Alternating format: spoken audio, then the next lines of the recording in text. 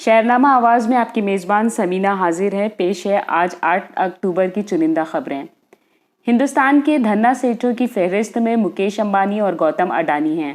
آئیے سنتے ہیں اور کون کون امیر اس قطار میں ہیں۔ ریلائنس انڈسٹریز لمیٹڈ کے مالک مکیش امبانی فوربس کی ہندوستان امیروں کی فہرست میں مسلسل 13ویں سال 2020 میں بھی 88.7 ارب ڈالر کی جائیداد کے ساتھ پہلے مقام پر قبضہ کر چکے ہیں۔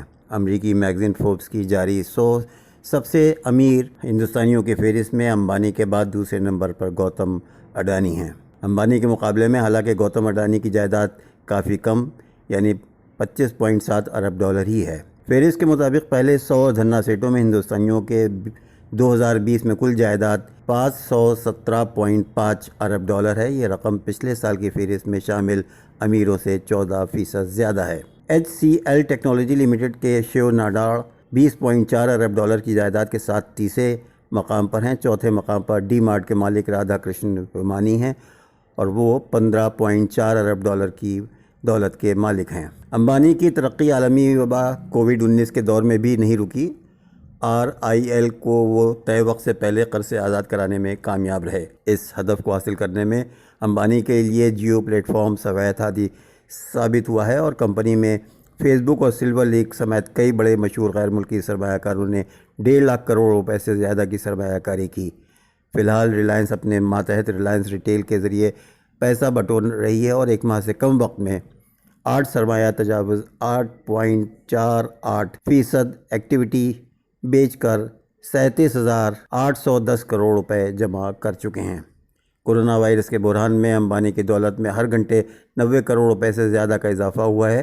فوربس کی فہرست میں 5واں مقام ہندوجا برادران کو ملا ہے۔ ان کی کل دولت 12.8 ارب ڈالر ہے۔ ہندوستان کے ویکسین کنگ کے طور پر پہچان رکھنے والے سائرس پوناوالا 11.5 ارب ڈالر کی جائیداد کے ساتھ چھٹے نمبر پر ہیں۔ تعمیراتی شعبے کی ہستی پالونجی مستری کو 7واں مقام ملا ہے اور ان کے پاس 11.4 ارب ڈالر کی جائیداد ہے۔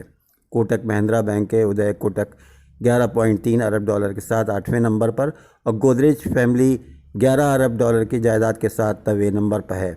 فہرست میں 10واں نمبر اسٹیل شعبے کے لکشمی متل کا ہے جن کے پاس 10.3 ارب ڈالر کی دولت ہے۔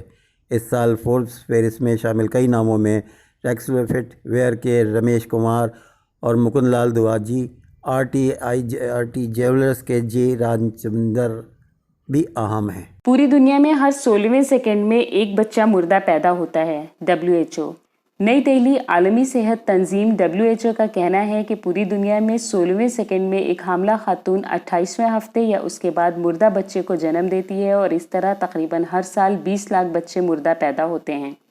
WHO نے ساتھ ہی کورونا وائرس کووڈ-19 وبا کی وجہ سے حاملہ خاتونوں کی مناسب طبی سسٹم تک پہنچنے میں پریشانیوں کا حوالہ دیتے ہوئے اس صورتحال کے اور سنگین ہونے کے سلسلے میں وارننگ جاری کی ہے۔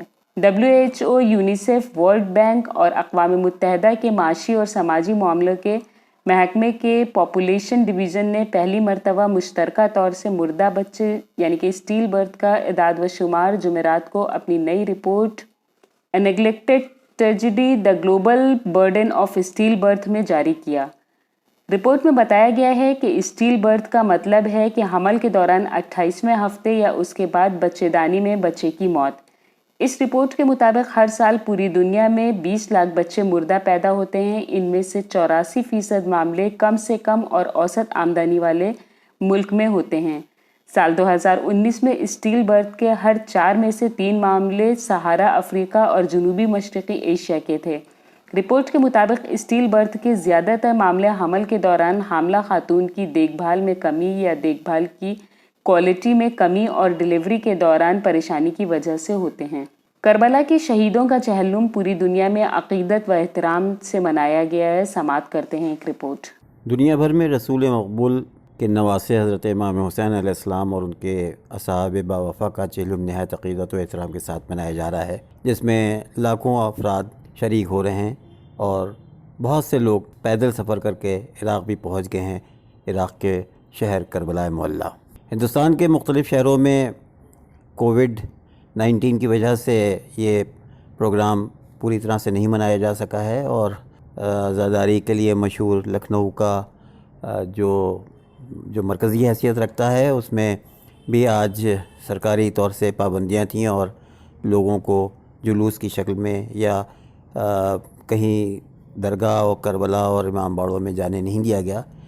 چند امام باڑوں میں بہت ہی محدود تعداد میں مجالس ہوئیں اور خراج عقیدت پیش کیا گیا.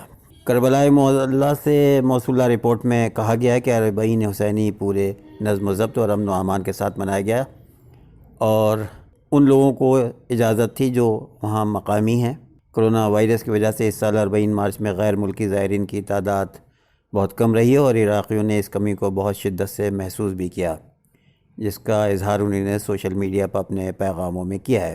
اس سال عراقی حکومت نے پہلے ہی اعلان کر دیا تھا کہ کرونا وائرس کی وجہ سے ہر ملک سے صرف 1,500 زائرین کو 40 پر آنے کی اجازت ہوگی. اکثر عراقیوں نے اپنے سوشل میڈیا پیغامات میں گزشتہ برسوں کے دوران 40 مارچ میں شرکت کرنے والے اپنے ایرانی ساتھیوں کو یقین دلایا ہے کہ وہ اس سال ان کی نیابت میں سید الشہداء حضرت امام حسین علیہ السلام کی زیارت انجام دیں گے. 40 مارچ میں جانے سے محروم رہ جانے والے ایرانی عوام نے بھی عراقی حکومت اور وہاں کے عوام کا شکریہ ادا کیا ہے. اور آخر میں آج کی دلچسپ خبر، امریکہ کے ایک نیلام گھر میں ڈائناسور کی لمبی ترین نسل کے جانور ٹائرینوسور کا ڈھانچہ تقریباً 2.5 ارب روپے میں فروخت ہو گیا. ٹائرینوسور کو ٹی ریکس بھی کہا جاتا ہے اور یہ ڈائناسور کی لمبی ترین نسل ہے. ریکس لاطینی زبان کا لفظ ہے جس کے معنی بادشاہ ہوتا ہے. جانوروں میں بادشاہ کی اہمیت حاصل ہونے کی وجہ سے یہ ہے کہ اس کے لمبے قد اور طاقت کی وجہ سے اسے اپنے نسل کے دیگر جانوروں سے اہم مانا گیا ہے. سامعین، امید ہے کہ آپ کو ہماری یہ چھوٹی سی کوشش پسند آئی ہوگی. آپ سے گزارش ہے کہ ہمارے اس ویڈیو کو لائک، شیئر اور سبسکرائب کرنا نہ بھولیں تاکہ اپلوڈ ہونے والی ہر ویڈیو آپ تک فوراً پہنچ سکے. بے حد شکریہ.